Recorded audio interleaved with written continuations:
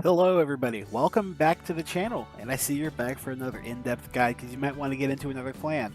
This video, I've been testing a lot, I've been playing a lot, been going forth with so many builds that I've been trying to work, and if you've been in the Discord server with me, you would see I've just been constantly posting about Rising Nova and Spike Brothers, so this is kind of the fruits of that labor, and I really want to get into this more in depth than the Battle Sisters guide, kind of, but of course this is a full clan rather than just a sub-clan, so it's going to be a lot longer to get over, so it's going to be spread out over a few different videos. This one is going to be covering the several different archetypes you can play, as well as the big boss himself, Rising Nova, because Rising Nova is such a crazy card. He deserves like a big portion of a video dedicated to what he can do and what he can do alone. So let's go ahead and get into the video.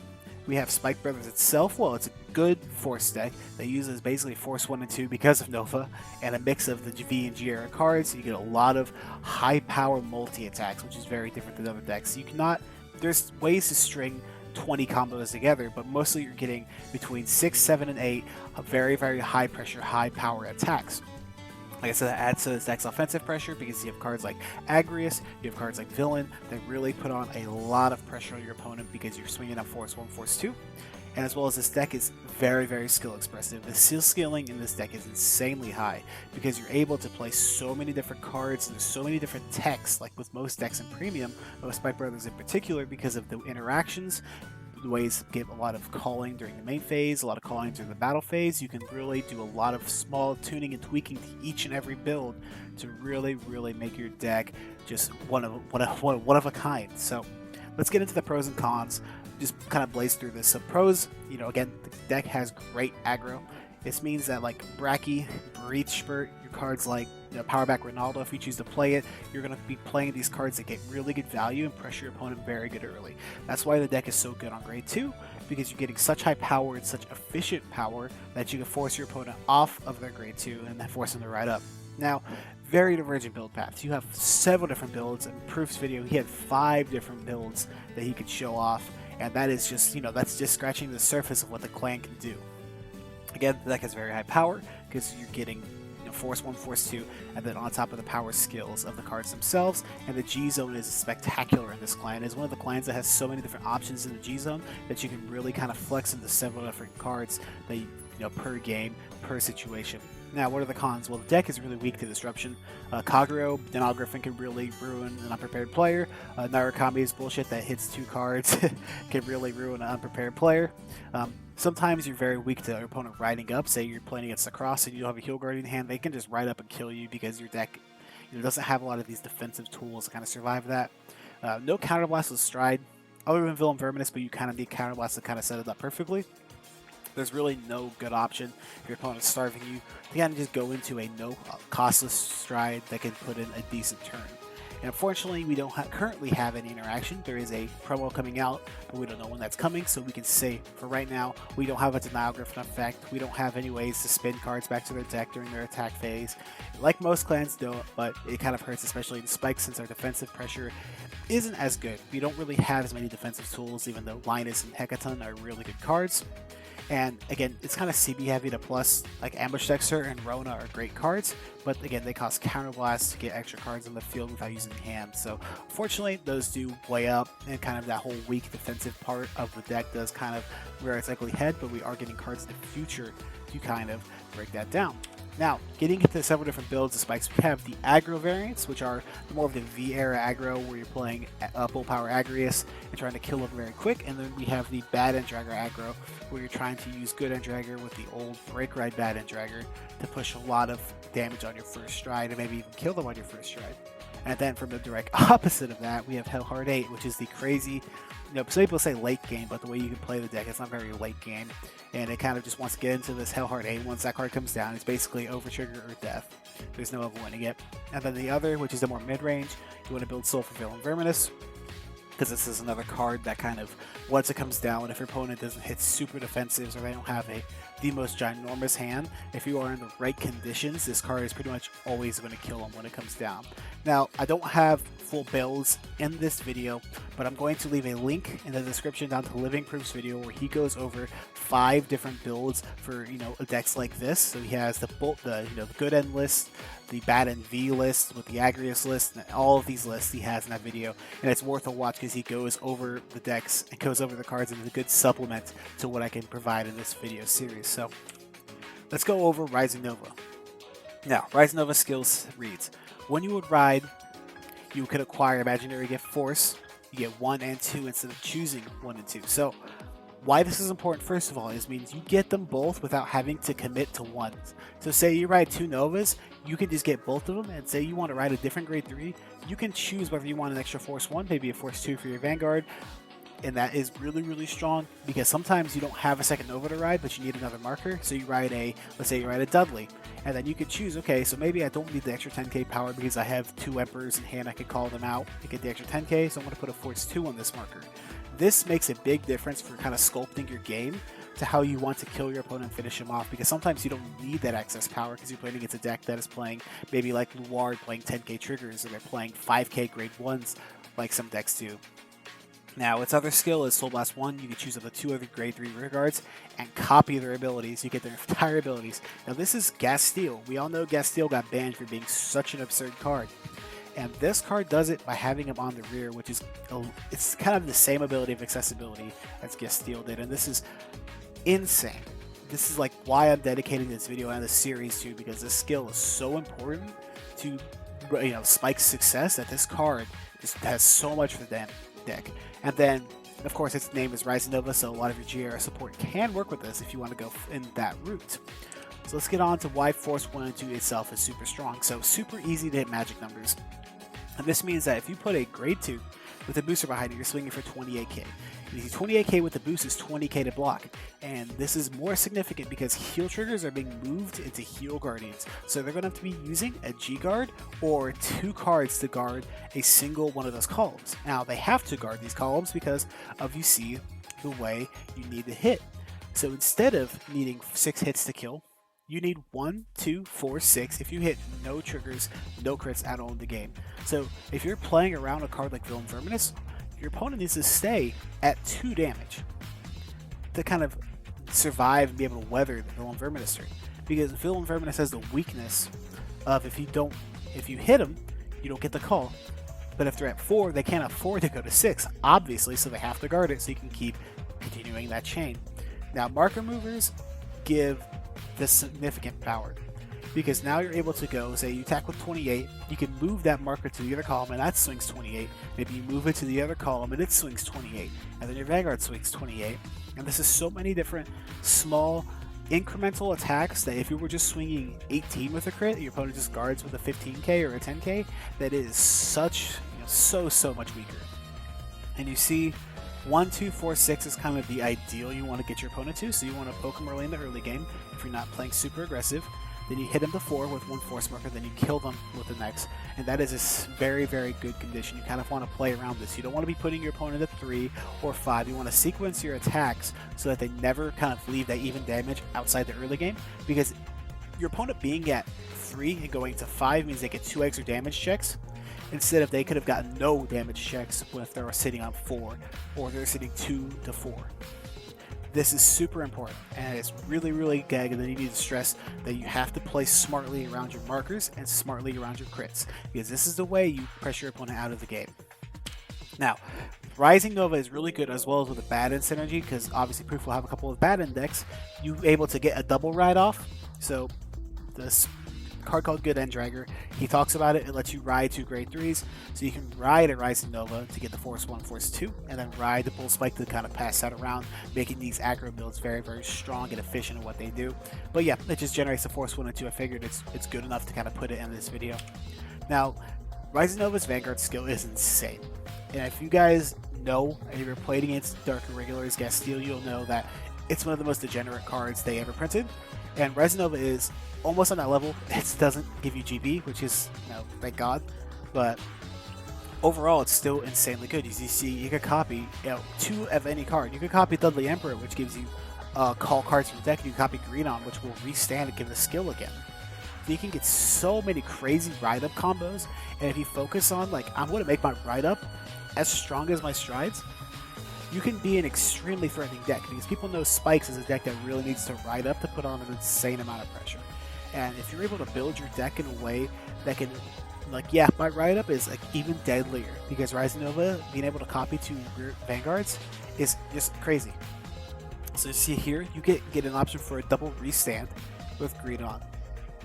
You can get the option to just fill your field, suck it in, and then fill it again, and then get that, you know, multi-attacks on the rears. There's so much you can do with this, and I'm going to be going into that. So let's talk about the individual targets. So we have, first of all, Bull Spike. So you have marker movement. You're able to play extremely aggressive while getting plussing, being able to retire a card and then draw a card.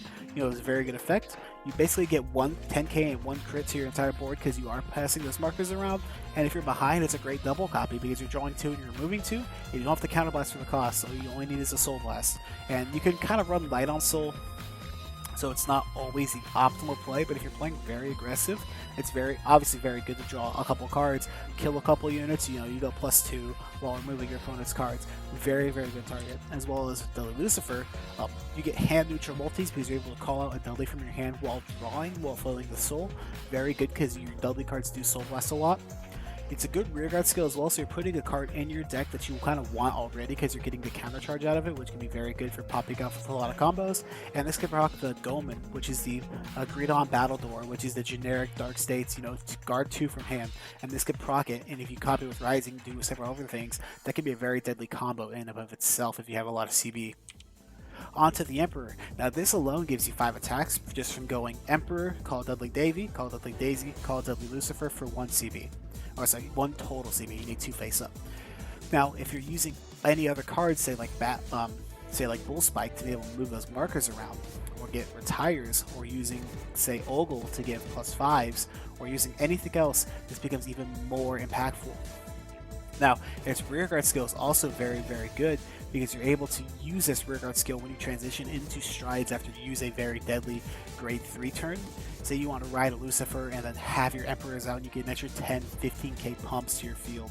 Very, very good card. And it's one of the cards I was really excited to use because not only is it good in the pure Dudley deck, you brought Rising in your pure Dudley deck to have a good ride up and then be able to ride over and then have that crit. On to the next grade 3, we have Spiking Cyclone. Now this is one of the more aggressive grade 3s. This is kind of, I don't really care about my strike game. I kind of want to just kill you on the Force 1, Force 2. Now you get multiple attacks on it, and if you're using Greedon, it means you can get 3 attacks on the Force 1, Force 2 for the rear guard, which while powering up your Vanguard due to the Greedon skill, if you happen to get 10 in Soul somehow, and the Spiking Cyclone skill, very, very good and very efficient. On to Dudley Lucifer G. Now this is going to look a little bit wild to you, but it is important because it's a free Battledore enabler. If you're able to get off that skill, that means your opponent's going to be forced to use so many cards as a guard, and you can call a Dexter mid-battle with its skill. So you can go rear guard, Vanguard, put the Goman into Soul, get the Battledore skill off, call a Dexter, put a grade 2 or 3 into Soul, call 2 more, and you get the 3 attacks under it. And that is very, very efficient. It's very good for an aggro turn. We got the Ogles. Now, I believe Team Crushing the Meta, Hearth from Team Crushing the Meta, loves this deck, and it is very, very insane. You have the Legion turn with the Ogles on top of the Force markers with the extra 5k, constantly spamming them out, getting the Instructors off. Very crazy turn. And this, with, maybe copying Bull Spike with it, you're copying something else, you're getting crazy turns. It's one of the best uses for your counterblast when you have the Ogle synergy, and it's very, very good. Now we also have Barrow. This is one of the highest ceilings we have in the deck with Greedon or with itself. When you copy double Barrow Magnus, you can have some insane finishers. And I can't really get into so much depth, but let me tell you, if this deck ever gets a way to get Super 15 Soul, it is going to be absurd what Barrow can do with Rising Nova. And then we obviously have Greedon himself. I've mentioned him a few times. You could freestand your Vanguard on Force 1, Force 2, and since you play so many cards that shift those markers around, it's not even a loss to put those markers there. And you're able to use Vanguard skills multiple times. So with like the Spiking Cyclone, with when you attack, you restand your rear. This lets you restand that rear twice, so you have multiple attacks with your rear guard. So you're using a Juggernaut maximum that's going to 33, 43, 53 with triggers you check. And you also clear your board so you can't get swung at while getting a lot of soul for your other win aces like Miracle Ace or Verminous or anything else that wants to use a lot of soul. Now, let's talk about the current combinations that Rising Nova can use. So, first of all, Bull Spike with Emperor. Bull Spike with Emperor allows you to get a lot of pluses from just calling down a free field, as well as moving the markers around. So you're getting a lot of pressure, you're getting draws, and you're getting, without having to use your hand, calls from the deck. And that can be really impactful for just having a good, strong ride-up if you're trying to play very aggressive. We have Bull Spike plus Ogle, which is, again, just being able to get that Ogle turn off while getting so many multis on those Force 1, Force 2s because it's able to move it around, or maybe snipe off problem things like Hanali is very, very good. Bull Spike plus Cyclone, again, if you're going to attack and use a marker there, very good. And then Bull Spike plus Lucifer again. It is just the best kind of supplement if you're not wanting to double copy the abilities. This is the best supplement card to be able to use these abilities as well as get your draw and retire a card. Yeah, very, very good. And then combos with Greedon, you have Greedon plus Cyclone again. You get the double restand on top of the marker and maybe triple restand. If you're getting really, really crazy, you have a Greedon plus Emperor, which gives you a double restand of your Vanguard, plus a couple of rearguard swings depending on how you build your deck. And then we have the Greedon plus Barra Magnus, where if you use, I believe it's 2 Gyro Slings, which are on call from rear, you can put 2 cards from hand into soul, call 2. If we ever get a way to make this more consistent or less deck outy, it is basically like almost infinite restands until you run out of deck or you run out of hand, which you never will. And this is like one of the more insane ceilings that the deck has, and it's like really nuts. Then we obviously have Emperor. We have now several different combos again. We have the Bull Spike and we have Greedon, which I've talked about. Then we have Lucifer V. Now Lucifer V's combinations are very, very good because you're able to clear out the field, calling it Dudley to an to a called spot because Emperor requires an open rear, so you're able to fill up in ways that you can call the Emperor to the part that you cleared with Lucifer while calling Lucifer to the columns that are full to give you 5 big attacks on top of the Lucifer and the Emperor effects. Obviously with Bull Spike it's very good, you're able to move the markers around, and obviously with Greedon with the double restand, obviously nuts. And then we have the niche uses of Spiking Cyclone or Lucifer, or these cards that didn't really seem kind of crazy. The reason I wanted to bring them up and wanted to mention them is because these cards are really, really good when you dedicate a build to them. Let me give you a couple examples. So with Spiking Cyclone, if you go Spiking Cyclone, Greedon plus Rising Nova, you're able to use the new card from DBT03 called Quen Lu, or whatever her name is, who gives you the Silent Tom type guard restrict, means you can't use grade 1s, grades 2s, or grade 3s. Very, very important because you could put that on your rear, which getting double restood by the Spiking Cyclone with Greedon ability, and you're able to swing for crazy magic numbers on top of that Force 1, Force 2, and they can't relic it, and they can't use heal guards. So that can be a really powerful combination if you want to go for that route. But again, it's one of those things that where it's very strong, has a good potential, but like maybe it's not fully there. Lucifer getting the Battle Door Office can be very strong, but it's not fully there.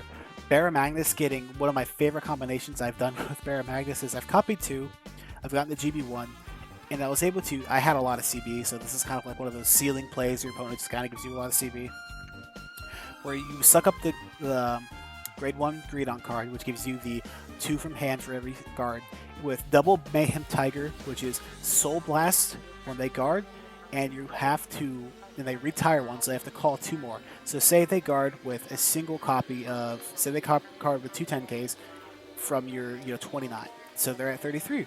You retire one, they have to call 2 more, and then you keep retiring it until basically they PG, and that can be very, very deadly. And yeah, things like that.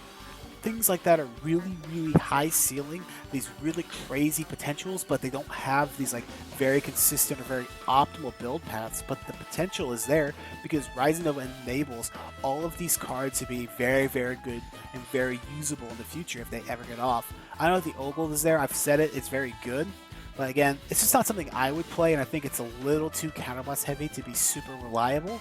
But again, you could go watch Team Crushing the Metas video. I'll go ahead and link his deck profile as well in the description, and it's a very good deck. And it's just because Rise Nova is so crazy, it's able to use these crazy combos and able to use all of these skills. Now, thanks guys for getting through that. I know that was kind of fast paced and I tried to cover a lot of information, but I don't want to make these videos too long because I'll be making a lot of them. But the next video will be covering the grade 0 options and the grade 1 options. Now we're going to be talking about triggers, other grade 0s you might not play, and of course almost every grade 1 you want to be playing and Spike. So it's going to be a little more, it's going to probably be a little bit longer because I'm not just talking about Rise Nova. But yeah guys, thanks for watching. Go ahead and leave a like, leave a comment, subscribe. I've been having a lot of fun making content like this and testing for it. So guys, anyways, thank you so much for watching and peace out.